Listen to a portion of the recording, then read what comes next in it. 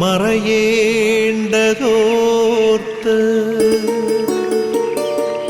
ചന്ദ്രനക്ഷത്രാദികൾ വിതുമ്പുമ്പോൾ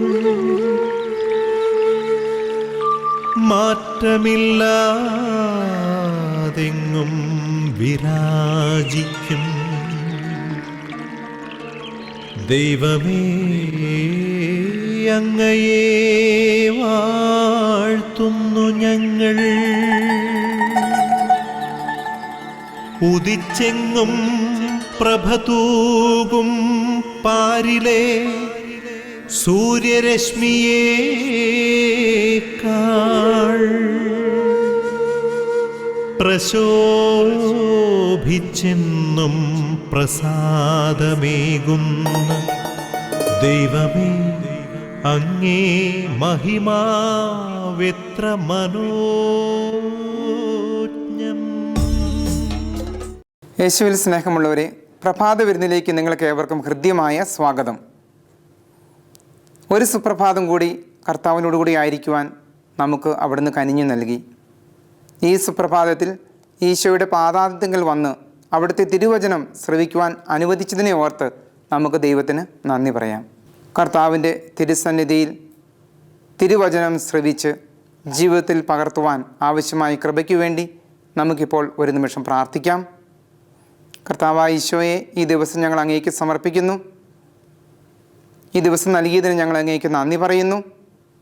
അങ്ങയുടെ മഹത്വത്തിനു വേണ്ടി അധ്വാനിക്കുവാൻ ഈ ദിവസത്തെ അവിടുന്ന് അനുഗ്രഹിക്കുമാറാകണമേ. ഞങ്ങളുടെ എല്ലാ പ്രവർത്തനങ്ങളും, ഞങ്ങളുടെ അധ്വാനങ്ങളും, ഞങ്ങളുടെ ഉദ്യമങ്ങളും അങ്ങയുടെ കരങ്ങളിൽ സമർപ്പിച്ച് ഞങ്ങൾ പ്രാർത്ഥിക്കുന്നു. ഈശോനാഥ, പാപത്തിൻ്റെ വഴിയിൽ നിന്നും വിട്ടകന്ന് വിശുദ്ധിയിൽ ജീവിക്കുവാൻ, നന്മയുടെ പാതകൾ പിഞ്ചെല്ലുവാൻ ഞങ്ങളെ ശക്തിപ്പെടുത്തണമേ. എല്ലാവിധ അപകടത്തിൽ നിന്നും, രോഗത്തിൽ നിന്നും, ആപത്തിൽ നിന്നും, തിന്മയിൽ നിന്നും ഞങ്ങളെ കാത്തുകൊള്ളണമേ.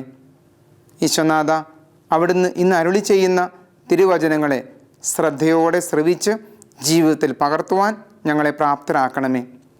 പരിശുദ്ധാത്മാവിനെ അയച്ച് വചനത്തിൻ്റെ പൊരുൾ അറിയുവാനുള്ള ജ്ഞാനവും ബുദ്ധിയും ഞങ്ങൾക്ക് പ്രദാനം ചെയ്യണമേ. അമ്മേ മാതാവേ, അവിടുത്തെ പ്രത്യേകമായ മാധ്യസ്ഥം ഞങ്ങളെ യാചിക്കുന്നു. ഇന്നേ ദിവസം ഞങ്ങൾക്ക് വേണ്ടി അങ്ങ് തിരുക്കുമാരനോട് പ്രത്യേകമാവധം പ്രാർത്ഥിച്ച് അവിടുത്തെ പ്രിയ മക്കളായി ഞങ്ങളെ മാറ്റണമേ. കർത്താവായ ഈശോയെ, അവിടുത്തെ പരിശുദ്ധാത്മാവിനെ ഞങ്ങളിലേക്ക് ഈ നിമിഷം അയച്ച് വചനം ശരിയായ രീതിയിൽ മനസ്സിലാക്കി പ്രാവർത്തികമാക്കി വചനത്തിൻ്റെ സാക്ഷികളാക്കുവാൻ ഞങ്ങളേവരെയും അനുഗ്രഹിക്കുമാറാകണമേ. ഇന്നത്തെ പ്രഭാത വിരുന്നിൻ്റെ എപ്പിസോഡിൽ പ്രത്യേകമാവധം നമുക്ക് പ്രാർത്ഥിക്കാം. അഹങ്കാരത്തിന് അടിമപ്പെട്ടു പോയവർ തിന്മയുടെ പാതയിൽ നിന്നും വിട്ടകന്ന് നന്മയുടെ വഴികളിലൂടെ സഞ്ചരിക്കാനുള്ള കൃപ കൊടുക്കണമേ എന്ന് നമുക്ക് യാചിക്കാം. പരിമളത്തിനുറവയാം നറുസൗരഭ്യമാകട്ടെ ഞങ്ങളുമീ മണ്ണിൽ.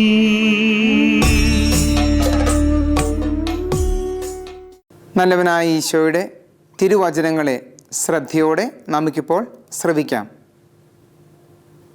ദിനവൃത്താന്തം 2-ാം പുസ്തകം 26-ാം അധ്യായം 19 മുതൽ 21 വരെയുള്ള തിരുവചനങ്ങൾ.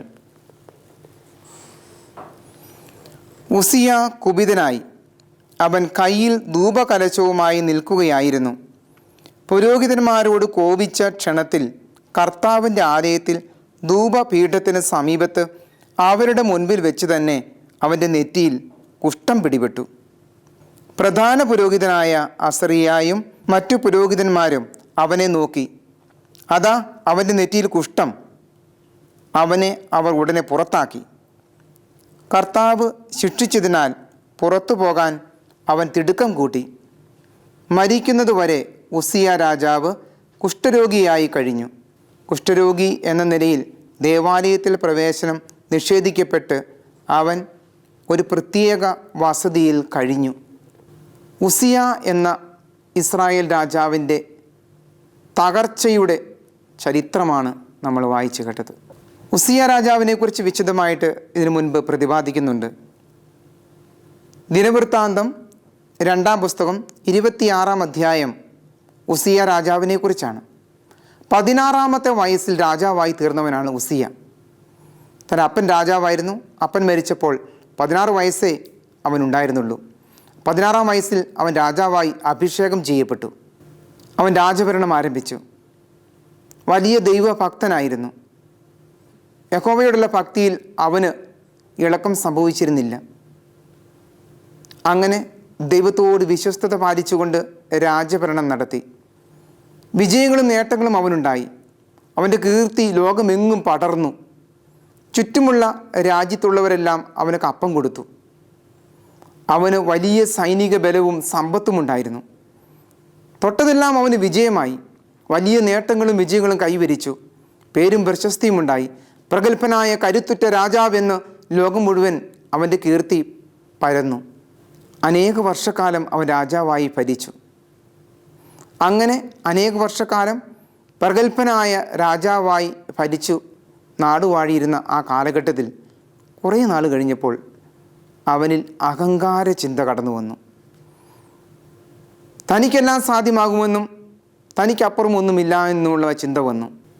ഒടുവിൽ ദേവാലയത്തിൽ അതിവിശുദ്ധ സ്ഥലത്ത് പുരോഹിതൻ മാത്രം പ്രവേശിച്ച് ധൂപം നടത്തേണ്ട അവസ്ഥയിൽ രാജാവ് പറഞ്ഞു, എനിക്കും അത് ചെയ്യാൻ കഴിയും, ഞാൻ ഈ രാജ്യത്തിൻ്റെ രാജാവാണ് എന്ന് പറഞ്ഞുകൊണ്ട് അവനും അതിവിശുദ്ധ സ്ഥലത്ത് ധൂപകലശവുമായി കടന്നു ചെല്ലുകയാണ്. പ്രധാന പുരോഹിതനും മറ്റു പുരോഹിതന്മാരും അവനെ തടഞ്ഞു. നീ അത് ചെയ്യരുത്. അതിവിശുദ്ധ സ്ഥലം മഹാപുരോഹിതന് മാത്രം പ്രവേശിക്കാനുള്ളതാണ് എന്ന് പറഞ്ഞ് വിലക്കുമ്പോൾ ഈ രാജ്യത്തെ പ്രഗത്ഭ രാജാവൻ അവിടെയും പ്രവേശിക്കാമെന്ന് വാദിച്ചുകൊണ്ട് മുന്നോട്ട് പോവുകയാണ്. അപ്പോഴാണ് അവൻ്റെ നെറ്റിയിൽ കുഷ്ഠം പിടിപെട്ടത്. പുരോഹിത പ്രമുഖനും മറ്റുള്ളവരും അത് കണ്ടു. കുഷ്ഠരോഗിയായി തീർന്നു എന്നറിഞ്ഞപ്പോൾ എല്ലാം വിട്ടെറിഞ്ഞ് അവൻ പോവുകയാണ്. ഒരാൾ കുഷ്ഠരോഗിയായി കഴിഞ്ഞാൽ അവൻ കുടുംബത്തിൽ നിന്ന്, സമൂഹത്തിൽ നിന്ന്, ആ നാട്ടിൽ നിന്ന് അകറ്റപ്പെടും. ഒറ്റയ്ക്ക് വിദൂരതയിൽ, വിജനതയിൽ താമസിക്കേണ്ടതാണ്. അങ്ങനെ പ്രഗത്ഭനായ കീർത്തിമാനായ രാജാവ് ഒറ്റയ്ക്ക് ഒരു വസതിയിൽ തനിച്ചു കഴിയേണ്ട അവസ്ഥ, മരണം വരെ കുഷ്ഠരോഗിയായി തീർന്ന ഒരവസ്ഥയാണ് നമുക്ക് ഉസിയ രാജാവിൽ കാണാൻ കഴിയുക. അഹങ്കാരത്തോടെ മുന്നേറിയപ്പോൾ വന്ന വിനയാണ് ഇത്. പ്രിയമുള്ളവരെ, ജീവിതത്തിൽ പലപ്പോഴും നേട്ടങ്ങൾ കൈവരിക്കുമ്പോൾ, വിജയങ്ങളുണ്ടാകുമ്പോൾ അഹങ്കാരത്തിൻ്റെ ചിന്തകൾ നമ്മെയും പിടികൂടാറുണ്ടോ എന്ന് ചിന്തിക്കുക. അപ്രകാരം ഒരു ചിന്തയോ പ്രവൃത്തിയോ നമ്മിൽ ഉണ്ടാകുന്നെങ്കിൽ അത് നാശത്തിൻ്റെ ആരംഭമാണെന്നുള്ള തിരിച്ചറിവും നമുക്കുണ്ടാകണം. ഇന്നേ ദിവസം ഈശോ അതാണ് നമ്മെ ഓർമ്മിപ്പിക്കുന്നത്. യാക്കോബ് ശ്ലീഹായുടെ ലേഖനം 4-ാം അധ്യായം 6-ാം തിരുവചനത്തിൽ യാക്കോബ് ശ്ലീഹ നമ്മെ ഓർമ്മിപ്പിക്കുക, ദൈവമായ കർത്താവ് അഹങ്കാരികളെ എതിർക്കുകയും എളിമയുള്ളവർക്ക് കൃപ നൽകുകയും ചെയ്യുന്നു. അഹങ്കാരികളെ ദൈവം എതിർക്കുന്നു, എന്നാൽ എളിമയുള്ളവർക്കോ തൻ്റെ കൃപ വാരി കോരി കൊടുക്കുവാൻ സന്നദ്ധനാകുന്നു. അഹങ്കാരികളെ അവിടുന്ന് ചിതറിച്ചു എന്നാണ് മറിയം തൻ്റെ സ്തോത്രഗീതത്തിൽ പറയുക. ദൈവസന്നിധിയിൽ അഹങ്കാരത്തോടെ വ്യാപരിക്കുന്നവർ തകർച്ചയിലേക്കാണ് നീങ്ങുന്നത് എന്ന് ഈ തിരുവചനങ്ങൾ നമ്മെ ഓർമ്മിപ്പിക്കുകയാണ്. പലതരത്തിലുള്ള നേട്ടങ്ങൾ നമുക്കുണ്ടാകാം. വിജയങ്ങളും നേട്ടങ്ങളും സമ്പത്തും പേരും പ്രശസ്തിയും അധികാരവും പ്രൗഢിയുമൊക്കെ നമ്മുടെ ജീവിതത്തിൽ കൈവന്നു വരാം. അപ്പോഴും എളിമയോടെ വ്യാപരിക്കാൻ നമുക്ക് സാധ്യമാകുന്നുണ്ടോ? അഹങ്കാരത്തിൻ്റെ ചിന്തകളും പ്രവൃത്തികളും വാക്കുകളും നമ്മിൽ ഉണ്ടാകുന്നുവെങ്കിൽ അത് നാശത്തിലേക്കേ നമ്മെ നയിക്കുകയുള്ളൂ എന്നുള്ള സത്യത്തെ ഇവിടെ ഓർമ്മിപ്പിക്കുകയാണ് ഈശോനാഥൻ. ഓശാന ദിവസം ഈശോനാഥൻ കഴുതക്കുട്ടിയുടെ പുറത്ത് കയറി ജെറുസലേമിലേക്ക് കടന്നു വരികയാണ്. ജനങ്ങളെല്ലാം ആർത്തു വിളിച്ചു, ഓശാന പാടി പുകഴ്ത്തി. ജനങ്ങളെല്ലാം ജയ് വിളിച്ചു, കുരുത്തോലകൾ കയ്യിലേന്തി, തങ്ങളുടെ വസ്ത്രങ്ങൾ നിലത്ത് വിരിച്ചു. അങ്ങനെ യേശുവിന് വലിയ വരവേൽപ്പ് നൽകുകയാണ്. ഈ കഴുതക്കുട്ടി ചിന്തിക്കുന്നത് എന്താണെന്നറിയാമോ?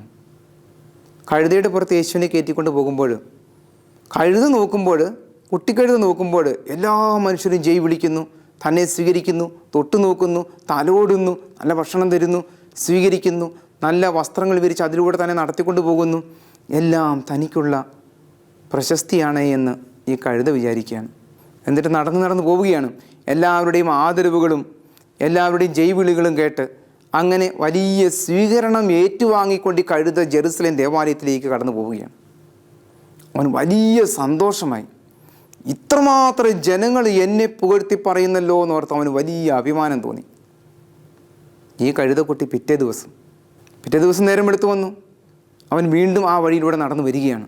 അതുപോലെ തന്നെ അപ്പോൾ ജനക്കൂട്ടമില്ല, ജൈവിളികളില്ല. അവൻ വഴികളിലൂടെ ചുറ്റും നോക്കി. ആൾക്കാർ തന്നെ തിരിഞ്ഞ് നോക്കുന്നു പോലുമില്ല. ആരും ശ്രദ്ധിക്കുന്നില്ല, ആരും ഞാൻ മൈൻഡാക്കുന്നില്ല. ഇതെന്താ ഇങ്ങനെ? ഇന്നലെ എന്തോരം മനുഷ്യരായിരുന്നു ജയ് വിളിച്ചത്, എന്നെ സ്വീകരിച്ചത്. ഇന്നെന്താ ഇവരൊന്നും എന്നെ ജയ് വിളിക്കാത്തത്? എന്താ ഇവരൊന്നും എന്നെ സ്വീകരിക്കാത്തത്? അവൻ മുന്നോട്ട് വീണ്ടും നടന്നു. ജെറുസലേം ദേവാലയത്തിനടുത്തെത്തി. അതിൻ്റെ കവാടം കടന്നു. എന്നിട്ടും ആരും തന്നെ ശ്രദ്ധിക്കുന്നില്ലല്ലോ. ഇതെന്തൊരു കഷ്ടമാണ്. ഇന്നലെ ജയ് വിളിച്ച ജനമൊക്കെ എവിടെ പോയി? ഇന്ന് ആരും എന്നെ സ്വീകരിക്കുന്നില്ലല്ലോ. പട്ടുവസ്ത്രങ്ങൾ വിരിച്ചിടുന്നില്ലല്ലോ. എന്നെ തലോടുകയും തഴുകുകയും ചെയ്യുന്നില്ലല്ലോ. അവൻ വീണ്ടും മുന്നോട്ട് പോയി. ജെറുസലേം ദേവാലയത്തിനകത്തേക്ക് ആ കഴുതക്കുട്ടി കടന്നു ചെല്ലുകയാണ്. അപ്പോഴാണ് ഒരാൾ പുറകിലൂടെ വന്നിട്ട് വലിയൊരു പത്തിലെടുത്ത് ഒറ്റ അടിയാണ്. പുറത്തിനിട്ട് അടി കിട്ടിയ കഴിഞ്ഞപ്പോൾ കഴുത വിചാരിച്ചു, ഇതെന്താണ് ഈ സംഭവിക്കുന്നത്? ഇതേ പിൻ്റെ മുമ്പിൽ നിന്നും അടി വരുന്നു. ഇവിടുന്നും ചറുപറ അടി വന്നപ്പോഴത്തേക്കും കഴുതക്കുട്ടി ആ ദേവാലയത്തിൽ ഇറങ്ങി ഓടി. കഴുതക്കുട്ടി ചിന്തിച്ചത് തന്നെയാണ് ഈ ജനം മുഴുവൻ പുകഴ്ത്തിയത് എന്നാണ്. വലിയ വരവേൽപ്പും സ്വീകരണമൊക്കെ ലഭിച്ചപ്പോൾ തൻ്റെ പുറത്ത് കയറിയിരുന്നത് ആരാണ് എന്നോ എന്താണെന്നോ ഒന്നും അവൻ അറിഞ്ഞില്ല, ചിന്തിച്ചില്ല, മനസ്സിലാക്കിയില്ല. തന്നെ പുകഴ്ത്തുന്നു എന്ന് കരുതിക്കൊണ്ടാണ് പിറ്റേ ദിവസവും കടന്നു വന്നത്. പ്രിയമുള്ളവരെ, ഈ കഴുതയുടെ പൊട്ടച്ചിന്തയാണ് നമുക്കറിയാം. ഇതിലും പൊട്ടച്ചിന്തയാണ് പലപ്പോഴും നമ്മുടെ മനസ്സിലുമുള്ളത്. ഒരു നേട്ടമുണ്ടാകുമ്പോൾ, ഒരു വിജയമുണ്ടാകുമ്പോൾ, സമ്പത്തുണ്ടാകുമ്പോൾ, പ്രശസ്തി ഉണ്ടാകുമ്പോൾ, അധികാരം ലഭിക്കുമ്പോൾ ഒക്കെ നമ്മൾ വിചാരിക്കുന്നത് സ്വന്തം കഴിവുകൊണ്ട് നേടിയെടുത്തതാണ്. ഇതൊക്കെ എൻ്റെ മികവാണ്, എൻ്റെ നേട്ടമാണ്, എൻ്റെ അധ്വാനമാണ്, എൻ്റെ പ്രയത്നമാണ്, എൻ്റെ സ്വന്തമാണ്, ഇതെല്ലാം ഞാൻ നേടിയെടുത്തതാണ്, ഇതെല്ലാം എനിക്ക് അവകാശപ്പെട്ടതാണ്, ഞാൻ വലിയവനാണ്, ഞാൻ പ്രഗത്ഭനാണ്, ഞാൻ വലിയ ആളാണ് എന്നൊക്കെ വെറുതെ നമ്മൾ ചിന്തിക്കുകയാണ്. സത്യത്തിൽ കർത്താവ് കനിഞ്ഞു നൽകിയതല്ലാതെ ഒന്നും നമുക്കില്ല. ദൈവം കനിഞ്ഞു നൽകിയതല്ലാതെ ഒന്നുമില്ല. നമ്മുടെ ബുദ്ധി, നമ്മുടെ കഴിവ്, നമ്മുടെ പഠിപ്പ്, നമ്മുടെ വിദ്യാഭ്യാസം, നമ്മുടെ ആരോഗ്യം, നമ്മുടെ വിവിധങ്ങളായ കഴിവുകൾ, നേട്ടങ്ങൾ, ഇതെല്ലാം ദൈവം ദാനമായി നൽകിയതാണ്. അവകാശം ഒന്നും ഉണ്ടായിട്ടില്ല. അർഹത ഒട്ടുമില്ലാഞ്ഞിട്ടും, ഒരർഹതയില്ലാഞ്ഞിട്ടും അവകാശമില്ലാഞ്ഞിട്ടും കർത്താവ് സൗജന്യമായി നൽകിയ ദാനങ്ങൾ മാത്രമാണ് നമുക്കുള്ളതെല്ലാം എന്നൊരു തിരിച്ചറിവ് നമുക്കുണ്ടാകണം. പലപ്പോഴും പലർക്കും അതില്ലാതായി പോവുകയാണ്. ഈ കാലഘട്ടത്തിൻ്റെ ഏറ്റവും വലിയൊരു പ്രത്യേകത അതാണ്. പ്രത്യേകിച്ച് യുവജനങ്ങളിൽ നേടിയെടുക്കുന്ന നേട്ടങ്ങളൊക്കെ സ്വന്തം കഴിവുകൊണ്ട് മാത്രമാണെന്ന് ചിന്തിച്ച് അഹങ്കരിച്ച് നടക്കുന്ന ഒരു ജനതയാണ് നമുക്ക് കാണാൻ കഴിയുക. പ്രിയമുള്ളവരെ, എന്തിനും ഏതിനും അഹങ്കാരത്തിൻ്റെ ചിന്തയോടെ സമീപിക്കുകയും പെരുമാറുകയും പ്രവർത്തിക്കുകയും ചെയ്യുന്ന ഒരു യുവജനതയാണ് വളർന്നു വരുന്നത്. അത് അപകടത്തിലേക്കും ആപത്തിലേക്കുമാണ് അവരെ കൊണ്ടുവന്ന് എത്തിക്കുന്നത്. നമ്മുടേതാണെന്ന് പറയാൻ നമുക്ക് എന്താണുള്ളത്? ഒന്നുമില്ല എന്നുള്ള സത്യം നമ്മൾ മനസ്സിലാക്കുക. പൗലോസ്ലീഹ കൊരിന്ത്യർക്ക് എഴുതിയ 1-ാം ലേഖനം 1-ാം അധ്യായം 31-ാം തിരുവചനത്തിൽ പൗലോസ്ലീഹ പറയാണ്, അഭിമാനിക്കുന്നവൻ കർത്താവിൽ അഭിമാനിക്കട്ടെ എന്ന്. എന്തെങ്കിലും എനിക്ക് അഭിമാനിക്കാനുണ്ടോ, നേട്ടമുണ്ടോ? അത് കർത്താവ് സൗജന്യമായി നൽകിയ ദാനമാണെന്നുള്ള തിരിച്ചറിവ് നമുക്കുണ്ടാകണം. അതാണ് നമുക്കുണ്ടാകേണ്ടത്. അഹങ്കാരമുള്ള മനുഷ്യൻ അവൻ മറ്റുള്ളവരോട് അവന് പുച്ഛമാണ്. ഒത്തിരി പേര് പുച്ഛിക്കുന്നവരാണ്. മറ്റുള്ളവരെ കാണുമ്പോൾ അവർക്ക് പുച്ഛമാണ്. വിദ്യാഭ്യാസം കുറഞ്ഞവരെ കാണുമ്പോൾ പുച്ഛം, സാമ്പത്തികമായിട്ട് താഴേക്കടയിലുള്ളവരെ കാണുമ്പോൾ പുച്ഛമാണ്, പാർശ്വവൽക്കരിക്കപ്പെട്ടവരെ കാണുമ്പോൾ പുച്ഛമാണ്, മേലധികാരികളെ കാണുമ്പോൾ പുച്ഛമാണ്, പ്രായമായവരെ കാണുമ്പോൾ പുച്ഛമാണ്, ചുറ്റുമുള്ള മനുഷ്യരോടെല്ലാം പുച്ഛമാണ്. അഹങ്കാരം ഹൃദയത്തിൽ നിറയുമ്പോഴാണ് മറ്റുള്ളവരോട് പുച്ഛം തോന്നുക. അവരെ മനസ്സിലാക്കാനോ അംഗീകരിക്കാനോ ബഹുമാനിക്കാനോ ആദരിക്കാനോ ഉൾക്കൊള്ളാനോ കഴിയാതെ പോകുന്നത് ഹൃദയം നിറയെ അഹങ്കാരമായതുകൊണ്ടാണ്. ഇങ്ങനെ അഹങ്കരിക്കുന്ന ഒരുപാട് മനുഷ്യരുണ്ട്. മറ്റുള്ളവരെ പുച്ഛിച്ച് തള്ളിക്കളയുന്നവർ, അവരെ അവഗണിക്കുന്നവർ, പാടെ അവരെ മാറ്റി നിർത്തുന്നവർ, അവഗണിച്ച് ഉപേക്ഷിച്ച് മാറ്റി നിർത്തപ്പെടുന്നത്. പ്രിയമുള്ളവരെ, നാം ചിന്തിച്ച് നോക്കുക. ഇത്തരത്തിലാണ് നമ്മുടെ പെരുമാറ്റം. മറ്റു ചിലരാകട്ടെ മറ്റുള്ളവരെ കേൾക്കാൻ സന്നദ്ധരല്ല. മറ്റുള്ളവരുടെ അഭിപ്രായങ്ങൾ, അവരുടെ ആശയങ്ങൾ, അവരുടെ കാഴ്ചപ്പാടുകൾ ഇത് ഉൾക്കൊള്ളാൻ തയ്യാറാകാതെ മറ്റുള്ളവരെ അംഗീകരിക്കാനോ കേൾക്കാനോ സന്നദ്ധരാകാത്തവർ. ഇത് അഹങ്കാരത്തിൻ്റെ ചിന്തയാണ്.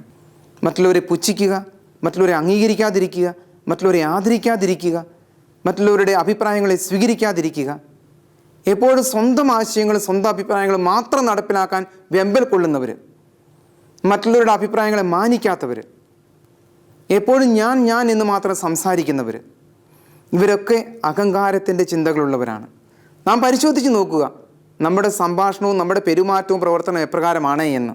അഹങ്കാരത്തിൻ്റെ വാക്കുകളും പ്രവൃത്തികളും പെരുമാറ്റങ്ങളും നമ്മുടെ ഭാഗത്തു നിന്നുണ്ടേ എങ്കിൽ, തിരുത്താൻ തയ്യാറാകുന്നില്ലെങ്കിൽ നമ്മൾ ആപത്തിലേക്കാണ് നടന്നു നീങ്ങുന്നത് എന്ന് ഈശോ നമ്മെ ഇന്നേ ദിവസം ഓർമ്മിപ്പിക്കുന്നുണ്ട്. സ്വന്തം ഇഷ്ടം മാത്രം നോക്കി ജീവിക്കുക, സ്വന്തം പൊങ്ങച്ചങ്ങൾ മാത്രം പറഞ്ഞുകൊണ്ട് നടക്കുക, ഇത്തരത്തിലുള്ള പ്രവൃത്തികൾ അഹങ്കാരത്തിൽ നിന്നാണ് കടന്നു വരുന്നത് എന്നുള്ളൊരു തിരിച്ചറിവ് നമുക്കുണ്ടാകേണ്ടതാണ്. പ്രിയമുള്ളവരെ, നമ്മുടെ ജീവിതത്തെ നമുക്ക് പരിശോധിക്കാം. കർത്താവിൻ്റെ തിരുസന്നിധിയിലായിരുന്നുകൊണ്ട് ഈശോ ദൈവവും കർത്താവുമായിരുന്നു. അപ്പം വർദ്ധിപ്പിച്ചു കഴിഞ്ഞപ്പോൾ ഇവന് രാജാവാക്കണം എന്ന് ജനമെല്ലാം കൂടെ പറഞ്ഞപ്പോൾ കർത്താവ് അവരുടെ ഇടയിൽ നിന്ന് പോയി ഒരു വിജന സ്ഥലത്തേക്കാണ് ഈശോ പോയത്. ആരും അറിയാതെ വിജന സ്ഥലത്ത് പോയിരുന്ന് പ്രാർത്ഥിക്കുന്ന ഈശോ, ശിഷ്യന്മാരുടെ പാദങ്ങൾ കഴുകി അവർക്ക് നല്ല മാതൃക നൽകുന്ന ഈശോ, എളിമയോടും വിനയത്തോടും കൂടെ ജീവിക്കുന്ന ഈശോനാഥൻ, ഹൃദയശാന്തതയും എളിമയുമുള്ളവനായ ഈശോനാഥൻ, സ്വർഗത്തിൻ്റെ മഹത്വം വിട്ട് സ്വയം ശൂന്യവൽക്കരിക്കപ്പെട്ട് ദാസൻ്റെ രൂപം സ്വീകരിച്ച കർത്താവായ ഈശോ, ആ മഹനീയമായ മാതൃകയാണ് നമ്മൾ സ്വന്തമാക്കേണ്ടത്. അല്പമായിട്ട് എന്തെങ്കിലും നേടിയെടുക്കാൻ സാധിച്ചു, വിദ്യാഭ്യാസമോ ജോലിയോ കഴിവോ സമ്പത്തോ പേരോ അധികാരമോ ഒക്കെ നേടിയെടുക്കുമ്പോൾ സകലതും മറന്ന് അഹങ്കരിക്കരുത് എന്ന് ഈശോ നമ്മെ ഓർമ്മിപ്പിക്കുകയാണ്. മറ്റുള്ളവരെ ആദരിക്കാൻ തയ്യാറാവുക, ബഹുമാനിക്കാൻ തയ്യാറാവുക.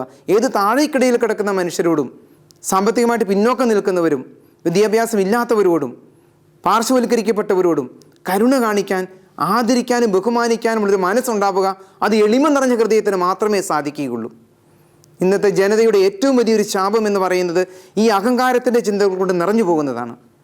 ആയതിനാൽ ഈശോയുടെ തിരുസന്നിധിയിലായിരിക്കുമ്പോൾ നമുക്കും പ്രാർത്ഥിക്കാം, അഹങ്കാരം നിറഞ്ഞ ഹൃദയത്തിൻ്റെ ഉടമകളാക്കി ഞങ്ങളെ മാറ്റരുതേ എന്നും, എളിമയും വിനയവും നിറഞ്ഞൊരു ഹൃദയം ഞങ്ങൾക്ക് നൽകണമേ എന്നും പ്രത്യേകമാവതും ഈശോയുടെ സന്നിധിയിൽ ഇന്നേ ദിവസം നമുക്ക് പ്രാർത്ഥിക്കാം. ആബാ പിതാവേ, സ്നേഹാഗ്നിയാൽ ജ്വലിക്കട്ടെ മക്കളാ ഞങ്ങളെല്ലാം.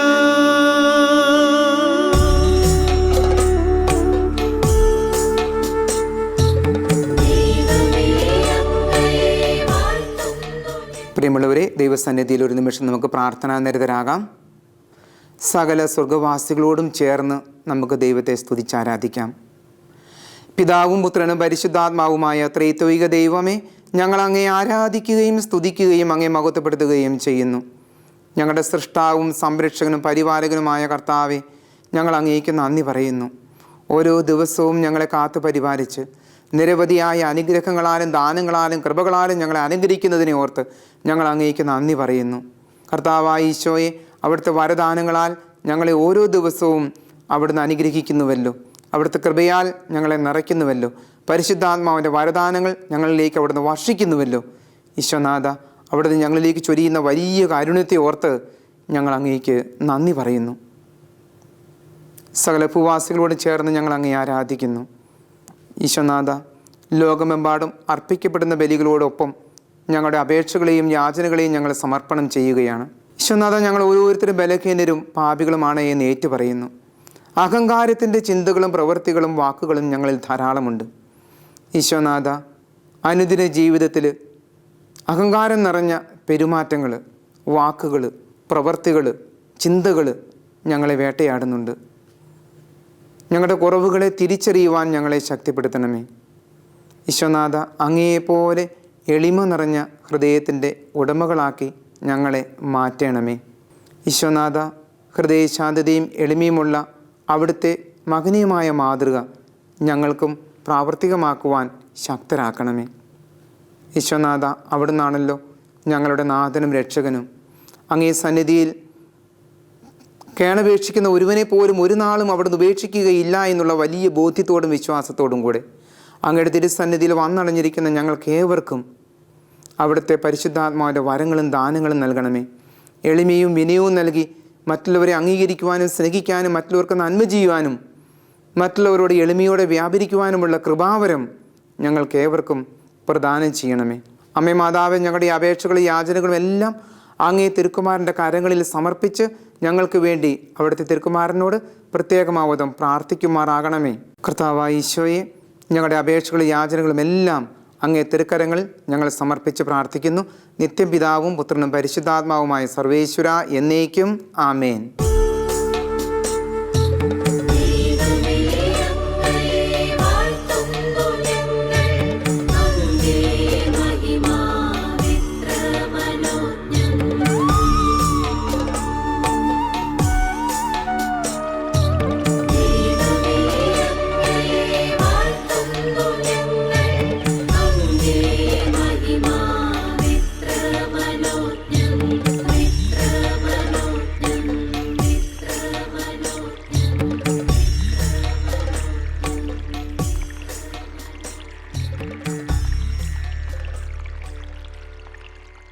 വാദം നമുക്ക് സ്വീകരിക്കാം.